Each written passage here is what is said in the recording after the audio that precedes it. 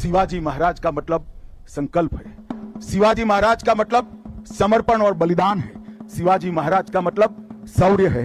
शिवाजी महाराज का मतलब स्वाभिमान है। और शिवाजी महाराज का मतलब स्वराज की अमर जिजीविषा है। शिवाजी महाराज ने हिंदुस्तान के कण कण में स्वधर्म के लिए, स्वभाषा के लिए, स्वराज के लिए मरने की एक अमर जिजीविषा पैदा करने का काम किया। और देखते देखते देखते चारों ओर आदिलशाही, मुगलशाही, निजामशाही से घिरा हुआ ये महाराष्ट्र हिंदवी स्वराज में बदल गया। और कुछ ही सालों में अटक से कटक तक, बंगाल तक, दक्षिण में तमिलनाडु तक, गुजरात समेत समग्र देश को स्वराज का स्वप्न सफल होता हुआ दिखाई पड़ा। शिवाजी महाराज का जब जन्म हुआ तब उस वक्त घोर अंधकार के अंदर समग्र देश की जनता डूबी हुई।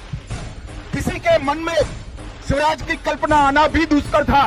इस प्रकार का वातावरण था। एक 12 साल का बच्चा जिजाऊ की प्रेरणा से प्रतिज्ञा करता है कि सिंधु से कन्याकुमारी तक फिर से एक बार मैं भगवा फहराने का काम करूं। मैंने आज तक दुनिया के कई नायकों के जीवन चरित्र पढ़े थे, मगर ऐसी दृढ़ इच्छा शक्ति, अदम्य साहस, अकल्पनीय रणनीति और रणनीति को पूरी करने के लिए समाज के हर वर्ग को साथ में जोड़कर एक अपराजित सेना का निर्माण करना शिव छत्रपति के सिवा किसी ने नहीं किया। एक बच्चा अपने अदम्य साहस और संकल्प के साथ पूरे देश को स्वराज का मंत्र देकर गया और देखते देखते देखते 200 साल से चल रही मुगलशाही को चकनाचूर कर देश को स्वतंत्र कराने का काम किया। जब अटक तक शिवाजी महाराज की मावलों की सेना पहुंची, बंगाल तक पहुंची, कटक तक पहुंची, दक्षिण में तमिलनाडु तक पहुंचे, तब सबको भरोसा हुआ कि देश अब बच गया, स्वधर्म बच गया,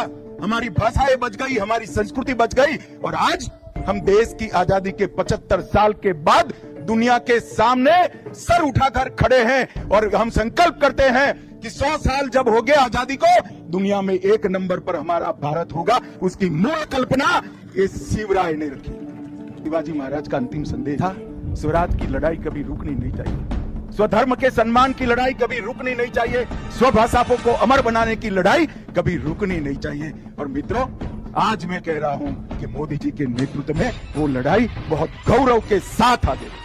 शिव चरित्र हम सबका दायित्व है कि इसको भारत के बच्चे बच्चे को सिखाया जाए, भारत के बच्चे बच्चे को पढ़ाया जाए।